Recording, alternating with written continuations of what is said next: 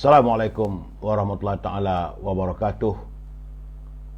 Salam bahagia, selamat petang untuk teman-teman yang berkesempatan bersama dengan saya. Apa khabar anda semua? Selamat berhujung minggu, selamat bercuti. Saudara Amir Hamzah, apa khabar saudara? Doa saya anda sehat dan sentiasa berbahagia bersama keluarga. Saudara Lim Andy, apa khabar saudara Lim? Kongsi Pak Chai. Ada pula bakal jenazah kabare waras. Saudara Fazil Yop, saudara Enden, begitu juga saudara Azli, Nazar K, Madam K, saudara Azhar, saudara Osman Hamzah, Nur Yatim, itu juga Yang King Fazimit, Cik Don, Cik Den, Beh Chun Sien, apa khabar Beh? Kongsi Pak Chai Beh, saudara Azman Muhammad Yunus, Waalaikumsalam, saudara Manit, selamat petang. Saudara Abam Eddie, apa khabar? Saudara Mazuki Saad, saudara Ahmad Dennis, Adi User, Adi Putra, salam dari Kuching Sarawak. Saudara, hari ni cerita pasal Kuching Sarawak ni, sedap cerita dia. Saudara Makno, saudara Muhammad Syarim, Cik Pa Makno, apa khabar saudara?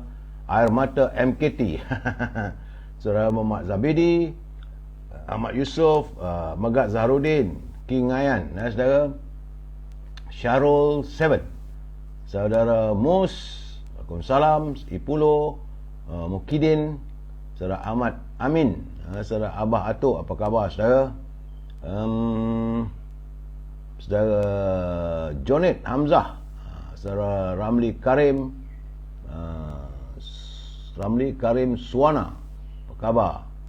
Saudara Syafizul Azwan, Sutri Naqiyah, saudara Marzuki Saad, khabar?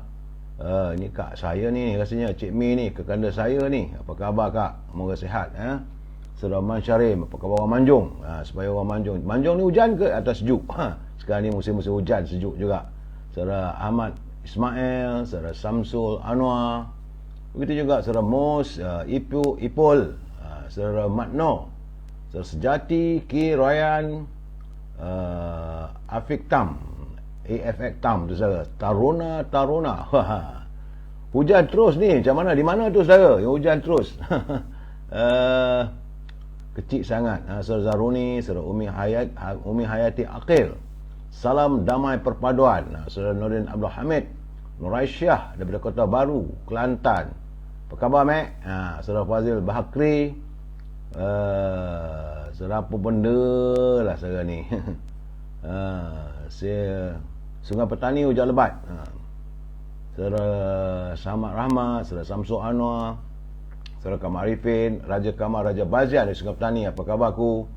Alan Haji Din, apa khabar Alan? Saudara hamba Allah, Rashid Safwan, Mazidah Kirian, Sejati, Jamaluddin Muhammad Bujang, Abdul Razak, dan teman-teman yang tak sempat saya santuni, saya mohon maaf. Mana teman-teman yang mengutuk mengata tu, silakanlah lakukanlah kutukan dewata tu. Saya bagi pencerahan petang-petang ni tak cerita apa pun saudara. Kita mengimbau kisah silam. Tiba-tiba saudara nak marah. Salah apa? Saya tahu anda tidak senang hati sebab saya kadang-kadang menceritakan tentang saudara Tailong, saya menceritakan cerita yang benar. Saudara, perkara yang benar itu seringkali memedihkan hati. Kebenaran itu amat sukar untuk ditegakkan. Bagaimanapun ia akan berdiri dengan sendirinya. Setiap kali kamu mahu memperkatakan ataupun memperjuangkan kebenaran, maka setiap kali itulah kamu akan dilihat salah. Itu bidalan-bidalan ini perlu kita hayati saudara. Jadi saya, kalau teman-teman ada yang datang muncul sesekali mengutuk, kutuklah, tak ada masalah. Nak balun pun balunlah. Saudara Awan Nakal, dia kata ramai walaun dalam ni. Tak apa, saya tak berkisah saudara. Mereka nak marah dengan saya pun tak tahu kenapa. Bila kita menceritakan kebenaran, soalnya kita bercakap soal kebenaran. Kita bukan bercerita cerita bohong, kita bukan cerita yang kita petik di sana sini. Mereka marah. Nak marah pun marahlah, nak buat macam mana saudara? Saya bukan ada cerita apa, petang-petang begini bukan ada cerita politik. Saudara, cerita yang kebenaran. Begitulah keadaan saudara. Cuaca hari ni di sekitar kawasan saya walaupun tiada hujan, tapi mendung. Bagaimanapun saya merasakan sejak 2-3 hari ini cuacanya sejuk. Sejuk semacam macam ada salji, sedangkan tiada salji. Udara sejuklah dan suasana bungkam. Ini dipanggil bungkam ni. Nak kata tenang, tak tenang. Nak kata sunyi, tak sunyi. Itu dipanggil bungkam, saudara.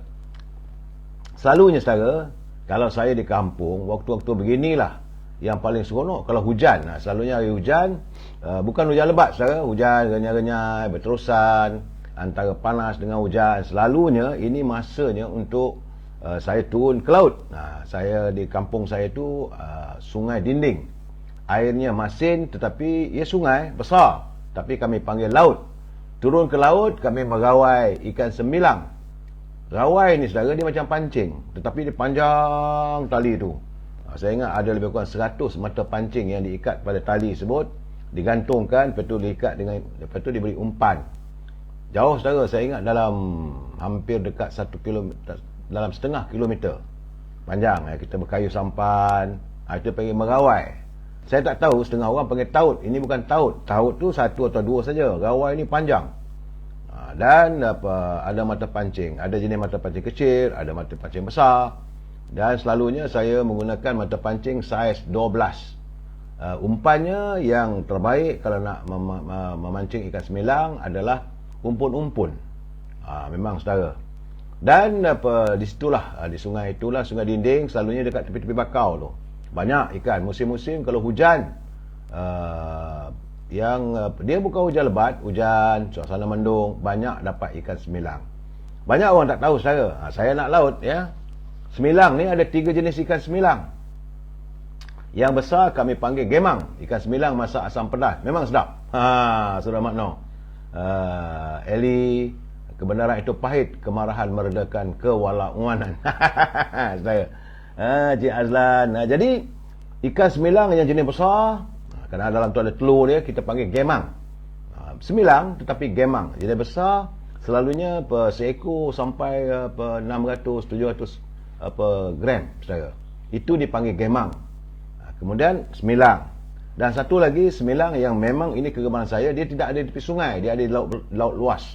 Dipanggil semilang karang. Dia seperti semilang, kecil, tak besar manapun. Lepas tu dia punya badannya berbelang-belang. Ikan semilang karang ni sedap buat kari dengan goreng saja. Hari saya adalah balik kampung, saya akan cari kakak ipar saya, Cik Mi tu. Kakak ipar saya ni dia pandai masak, memang sedap.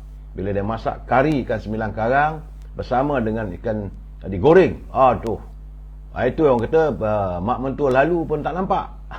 Jadi bila kita bercakap soal mak mentua ni, begitulah indahnya budaya kita. Saudara, menantu selalunya menghormati ibu mertua.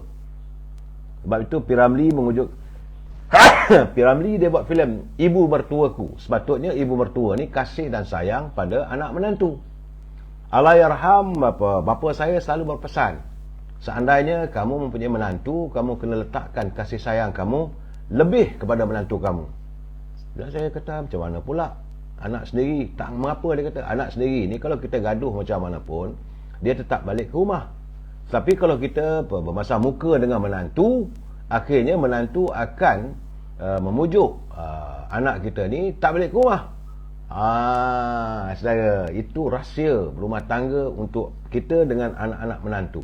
Jadi bidalan Melayu mengatakan, bila kita makan sedap, mak mentua lalu di belakang pun tak sedap. Katanya macam tak hormat lah, saudara, punya sedapnya makanan. Jadi orang Melayu ni memang menghormati ibu mertua. Ibu mertuaku. Ibu mertua juga adalah sebagaimana ibu juga, saudara. Berkasih sayanglah anda dengan ibu mertua anda. Jangan ikut dalam filem P.Ramlee Ibu Mertuaku. Akhirnya, ya Allah, Kasim. Saudara, berbalik cerita tentang apa ini ikan semilang. Petang-petang ini, tengah hari tadi saya makan ayam kampung. Ayam kampung sedap, saudara. Manis rasanya. Restoran ayam kampung ni popular di sekitar kawasan Kota Damansara. Terima kasih saudara Mak Yuza, saudara Kefli, saudara Ahmad Yusof. Rawai di bawah air. Ya. Rawai ni dia kena letak sauh. Ikat dekat dengan sauh. Dan ada pelampung mula-mula. Lepas tu kita panggil melabuh rawai. Jadi katanya dia tautlah rawai tu panjang, dan kita tunggulah sekitar dalam 1 atau 2 jam. Barulah dikarau, orang Perak panggil karau, mengarau rawai. Saudara Ramli salah Datuk. Batal lah saudara. Jadi apa hal tu makan dedak banyak ni, tak apalah saudara. Saya tidak mau bercakap soal politik kita bercakap jam 9.30 malam. Sebab itu kalau kawan-kawan masuk ni bila marah dengan saya pun hairan. Petang-petang begini kita tak bercakap soal politik. Walau nak mengata pun dah hal. Saya cerita saya ikan semilang. Nanti kalau kena sengat ke semilang baru anda tahu. Dunia ni apa ini rasa nak terbalik rasanya. Bisanya duri semilang saudara. Ikan semilang ni memang sedap buat kari, dan tapi kata saya kalau ikan semilang biasa ni sedapnya buat masak asam pedas, dan ikan semilang karang ni goreng. Saudara, kenyang rasanya. Saudara Mak Abdul ni tak macai terpulanglah saudara. Baik, itu cerita ikan. Sebab saya anak laut, hujan-hujan begini, musim-musim begini, memang sedap makan. Kalau ada makan kari, nasi, lauk apa ini ikan semilang, buat kari dan ikan goreng. Saudara Mak Arifin, saudara Abang Eddie, petang-petang ni kena ubi kayu rebus dan kopi o panas. Abang, memang pun lepas makan nasi ikan semilang, lebih kurang pukul 3, 3:30 kita pun makan ubi kayu rebus. Memang sedap saudara. Lepas itu mata pun mula lalu. Yang tak isap rokok tu dia duduk bersandar, lepas tu lup. Kita pula isap rokok sikit. Di kampung dulu mau makan bola ada selang. Duduk dekat selang tu isap rokok sebatang, 2 batang. Lepas itu memanglah saudara. Sampailah waktu asar. Kadang-kadang terlepas asar. Punya sedapnya saudara. Nikmat hidup ni saudara bukan susah mana pun. Jadi sebab itu tak payah sangatlah pedor ataupun nak bercakap soal politik mengata, mengumpat. Saya tak perlu. Pakcik tua dia kata rokok daun. Rokok daun nipah. Rokok daun nipah ni kuat telinga. Geli-geli sikit saya. Dan macam saya katakan tadi, kalau kita makan kari ikan semilang dengan goreng ikan semilang karang. Semilang karang ni cuma ada di laut lepas. Dia tidak ada di sungai. Sebab kampung saya itu berhampiran dengan Pulau Pangku, berhampiran dengan Pekan Lumut. Jadi nelayan-nelayan yang menangkap ikan, ia kawasan pesisir, bukan laut lepas jauh tengah laut, tidak. Kawasan pesisir pantai, tetapi dia mesti laut lepas. Dia dalam sungai tak ada, macam sungai Dinding tu tak ada saudara. Ada pun sesekali sajalah. Itu kata sesat. Saudara Ahmad Zahid, apa hal pula ni spin UMNO? Saudara Ahmad Zahid, anda bercerita pasal apa ni saudara? Marah sangat pada UMNO, apa hal? Orang PAS bantailah sekarang ni. Malam sekarang tahulah nasib. Saya palu cukup-cukup nanti. Saudara Kumat Kamik tak payah cerita benda begitu. Ni Ahmad Zahid marah ni. Dia kata salam pakcik, porah katanya. Sembang spin UMNO tak relevan. Bantai anda lah, anda nak kata apa pun. Kita, negara kita ini bebas untuk bersuara. Saya bercerita tentang ikan semilang, dia cerita pasal UMNO. Kita cerita tentang apa keseronokan makan merawai, dia cerita pasal apa politik. Inilah masalahnya saudara. Saudara Dino, keadaan mereka ni tak faham. Fahamlah, memanglah wajah saya ini dilihat sebagai wajah orang yang membicarakan soal politik. Dan politik saya adalah politik-politik yang menceritakan kebenaran. Tak lebih daripada itu. Jadi bila kita menceritakan kebenaran, memang pahit untuk diterima. Cerita yang seronok ni penipuan, buat apa? Dia memang jenis tak nak faham saudara Dino. Gitu keadaannya. Dan hari ini selain cerita ikan, saya ingin mengimbau kisah silam. Bagaimana? Ini cerita mesti masuklah tentang isu cerita minyak. Sebenarnya saudara, banyak orang tak tahu. Minyak ataupun petrol ini mula ditemui di Miri, Sarawak.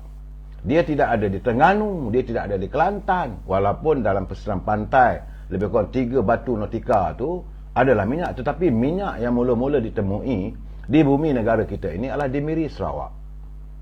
Dia dulu lagi saudara. Jadi bila minyak ini ditemui dan menjadikan hasil negara, ini cerita seperti sebenar saudara. Hasil ini pendapatan minyak itu pada satu ketika dahulu zaman Tun Razak.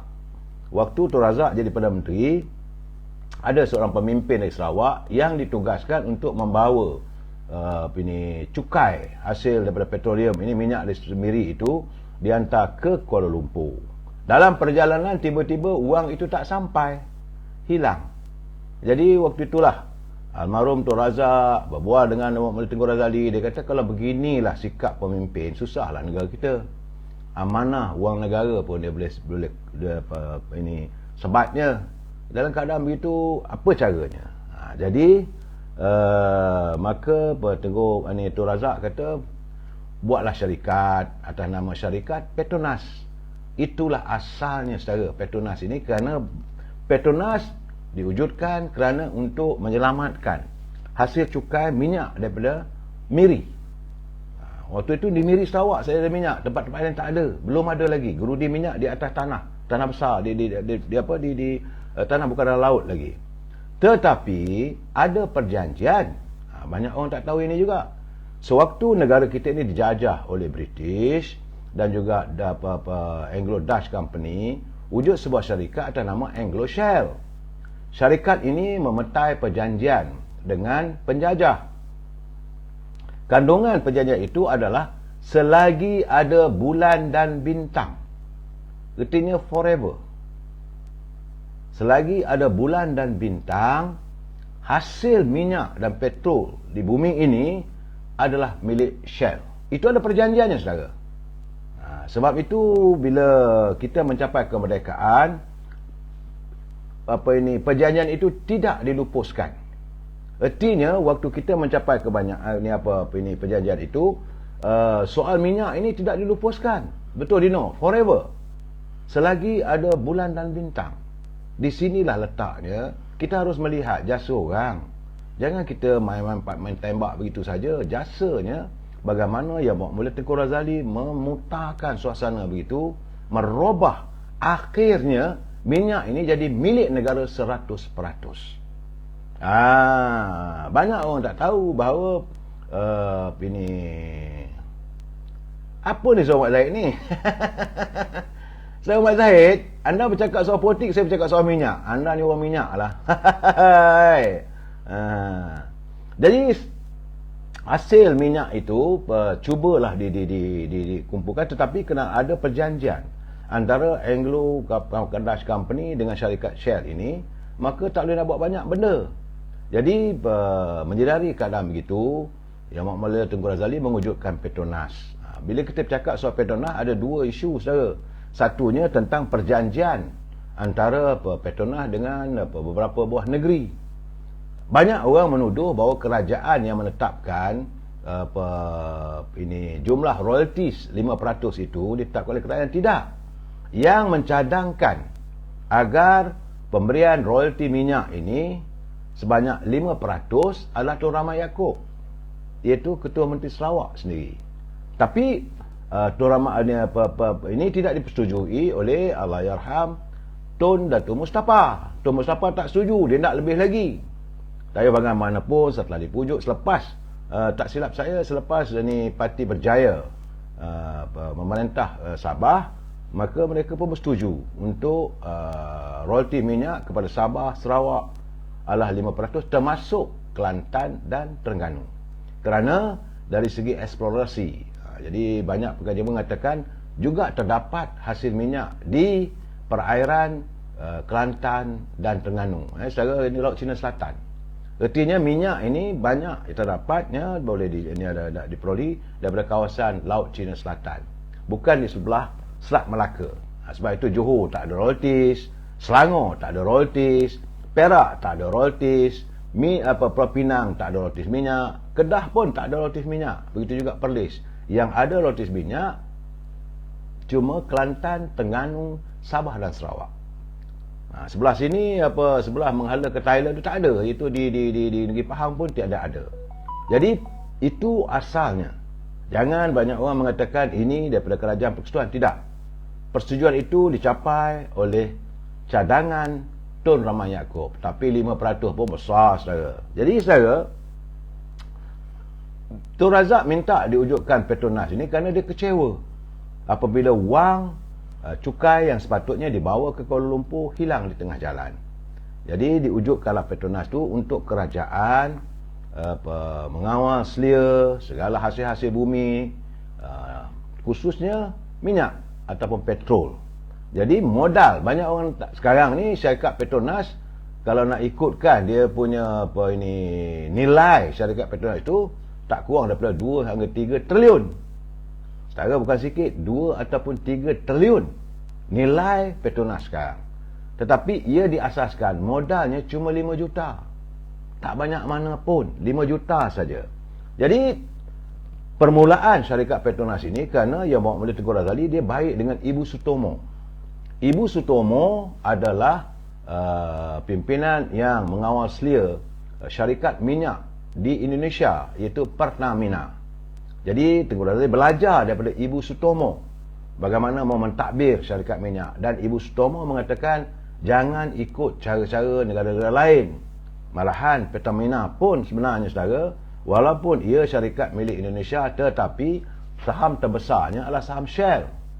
Jadi belajar dari situlah Yang Berhormat Menteri Tengku Razali minta supaya diwujudkan Akta Petronas pada 1974. Waktu itulah Yang Berhormat Menteri Tengku Razali berperang secara psikologi lah, bukan secara ini berperang dengan menggunakan senapang, tidak. Berperang dengan Seven Sisters ataupun 7 syarikat besar, kerana mereka marah bagaimana mungkin Malaysia, saudara, sebuah negara kecil dan minyak waktu itu tak berapa banyak, mewujudkan syarikat petroleum sendiri tanpa mau berkongsi dengan mana-mana syarikat. Kalau di negara Arab, dia ada berkongsi dengan syarikat, macam-macam syarikat lah saudara. Ada British Petrol lah, dia terkenal sebagai The Seven Sisters. Seven Sisters ini British Petrol, BP, Caltech, Texas, Esso, Exxon, Mobil dan Shell. Ini adalah 7 pemain sektor industri minyak atau petroleum dunia saudara. Jadi dia orang ni juga adalah dia punya tali barutnya, malaun-malaunnya. Saudara Syarul, dulu ramai view tengok, sekarang itulah suram, dah bodik sangat buat ponor. Apa ni Syarul? Apa cerita ni Syarul? Soal view ada ke tak ada, bagi saya tak berkisah. Saya cerita je lah. Orang nak tengok lah bagi saya. Apalah saudara ni Syarul Seven pula marah pula saya. Dia kata dulu ramai view, petang-petang begini orang rehat. Saya kadang-kadang saudara, saya ketawa melihat teman-teman ni. Mereka tak faham. Mereka menzahirkan amarah yang bukan-bukan, salah tempat dan salah orang. Kalau saudara nak marah pada orang yang bodik 100% yang tak ada fakta, itu soal anda. Bagi saya perjuangan saya, penjelasan saya adalah untuk rakyat, tak lebih daripada itu. Pimpinan tak betul, saya tak peduli. Kalau saya lihat 2-3 malam dulu pun saya menegur juga. Saya menegur juga pimpinan Datuk Seri Anwar Ibrahim. Itu soalnya kita cakap malam nantilah saudara. Saya kalau pemimpin ni UMNO tak betul, saya tegur juga. Seridah ni terpulanglah mereka mengganggu. Saudara Fuad Yusof, saudara Hamidah Yusof, Syarul, syuh. Jangan, saya tidak suka menghalau anda sebab saya melayan anda sebagai manusia biasa. Saya nak berkawan dengan anda, tapi cara anda bercakap dengan saya seolah anda bermusuh dengan saya. Jangan begitu saudara. Permusuhan itu, api permusuhan itu jangan kita nyalakan sama sebangsa. Okey saudara, Ramli, okey saya teruskanlah. Dia kata jangan layan sangat. Baik, saya menceritakan keadaan ini kerana waktu Yang Berhormat Menteri Tengku Razali Hamzah mau mewujudkan Petronas dan Akta Petronas, beliau telah diugut oleh mafia-mafia yang menjadi tali barut kepada Seven Sisters ini. Tapi anak raja ni tak peduli, dia redah juga. Maka akhirnya di sinilah kita melihat bagaimana Yang Berhormat Menteri Tengku Razali Hamzah berpencak. Saya bertanya dengan beliau, macam mana boleh kita dapat memilik negarakan minyak sedangkan ada perjanjian? Ini yang kena tahu. Saya bercerita begini supaya kita faham, kita memperoleh sedikit ilmu. Ini adalah sejarah yang tidak tercatat di mana-mana. Bagaimana Petronas boleh memilik negarakan hasil minyaknya 100%, sedangkan ada perjanjian awal yang ditandatangani berpuluh-puluh tahun yang lalu. Hasil minyak ini selagi ada bulan dan bintang milik Shell. Jadi selepas wujudnya syarikat Petronas ini, Yang Berhormat Menteri Tengku Razali Hamzah membeli satu saham, itu dipanggil golden share dalam syarikat Shell. Dan waktu yang sama beliau berjumpa dengan pimpinan dalam Shell. Dia kata bahawa kalau anda nak minyak Malaysia tak ada masalah. Kalau kita nak ambil alih pun tinggi. Kalau nak membeli balik konsesi minyak yang dimiliki oleh Shell ni berbilion ringgit. Mana ada duit nak bayar? Waktu tu negara baru lagi mencapai kemerdekaan 1974. Kita merdeka 1957. Saudara, dalam 20 tahun hijau sangat. Dan kita pula baru mengalami suasana politik yang tidak menentu. Jadi dalam keadaan begitu, kira-kira akhirnya atas sebagai sikapnya sebagai pengurusi Petronas, beliau meletakkan syarat kepada Shell, selagi kamu ada kemampuan, kamu kena mengeluarkan hasil minyak ini di setiap kawasan konsesi yang ada minyak. Kalau kamu tidak melakukan eksplorasi, maka kawasan itu akan diambil alih oleh negara. Jadi tak nampak zalim. Okey, kawasan ini ada minyak, kamu buatlah cari gali. Kalau kamu tak buat cari gali situ, kalau kamu buat tempat lain, maka tempat itu akan jadi milik negara kerana Malaysia sudah merdeka. Dan kebetulan syarat itu diletakkan di saat harga minyak dunia jatuh. Jadi waktu harga minyak jatuh, kos untuk mengeluarkan minyak lebih mahal daripada harga pasaran minyak. Akhirnya syarikat Shell dia kata kalau dia keluar pun dia dia rugi, tak apalah, dia kata dengan ini kami serahkan baliklah pada Malaysia hak anda. Di sinilah letaknya kebijaksanaan yang Muhammad Tengku Razali berpencak, saudara. Kerana waktu tu sebab tu dia kata kita ni we must hit at the right time. Waktu yang tepat kita letakkan syarat di saat untuk mengeluarkan minyak kosnya terlalu tinggi. Kita kata kalau kamu tak keluarkan minyak kawasan ini, maka kami akan ambil alih. Shell nak mengemerudi minyak, kosnya tinggi, dia tak nak. Kalau tak nak, tak apalah, ambil alih. Begitulah sudah satu demi satu telaga-telaga minyak akhirnya menjadi milik syarikat Shell dan syarikat Petronas. Dan syarikat Petronas sajalah satu-satunya syarikat di dunia ini yang ditadbir sendiri. Tidak ada perkongsian. Kalau saudara pergi ke negara Arab atau di Venezuela ataupun di Brazil, di mana-mana saja, termasuklah di Indonesia maupun Brunei, negara-negara pengeluar minyak ini, saudara, mereka ada perkongsian dengan salah satu daripada Seven Sisters, tapi tidak dengan Petronas. Petronas dia sendiri malahan dia mengembangkan sayapnya, mengembangkan perniagaannya sampai ke Kanada, sampai ke Kazakhstan, Kyrgyzstan. Saudara, kalau saya nak, sebab itu nilai Petronas begitu tinggi, saudara. Nilai Petronas sudah pun mencapai, mengikut yang Tengku Razali, sudah pun 3 triliun. Dan dengan hasil Petronas inilah, saudara, saya tengah buat live ni, saudara, saya akan telefon balik sekejap lagi. Dan hasil daripada Petronas inilah kita mampu memajukan negara. Di sinilah letaknya pandangan jauh almarhum Tun Razak yang minta Tengku Razali mengendalikan pengujutan Petronas. Ini antara jasa yang kita negara tak boleh lupakan, saudara. Kadang-kadang sebab itu saya melihat kita ni warga bangsa cinta damai, kita warga bangsa Melayu harus mengenang jasa orang. Jasa Tun Razak tidak boleh dilupakan. Wujudnya Petronas ini. Dan bila saya bertanya, kenapakah Petronas ini diletakkan di bawah Jabatan Perdana Menteri, tidak di bawah Kementerian Kewangan ataupun di bawah syarikat-syarikat besar dan sebagainya? Menurut Tengku Razak Hamzah mengatakan bahawa waktu itu, waktu Petronas nak diwujudkan, almarhum Tengku Abdul Rahman masih jadi Perdana Menteri. Jadi Tun Razak tidak mahu mengecilkan hati Tengku Abdul Rahman, maka dua kepentingan Melayu waktu itu diletakkan di bawah Jabatan Perdana Menteri, iaitu syarikat Petronas dan Bank Bumi Putra. Ini yang orang tak tahu.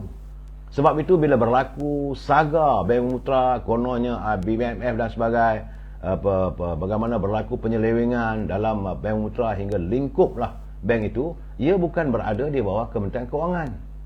Ia duduk di bawah Jabatan Perdana Menteri, dijabat direct pada Perdana Menteri. Satu Bank Bumi Putra, satu lagi Petronas.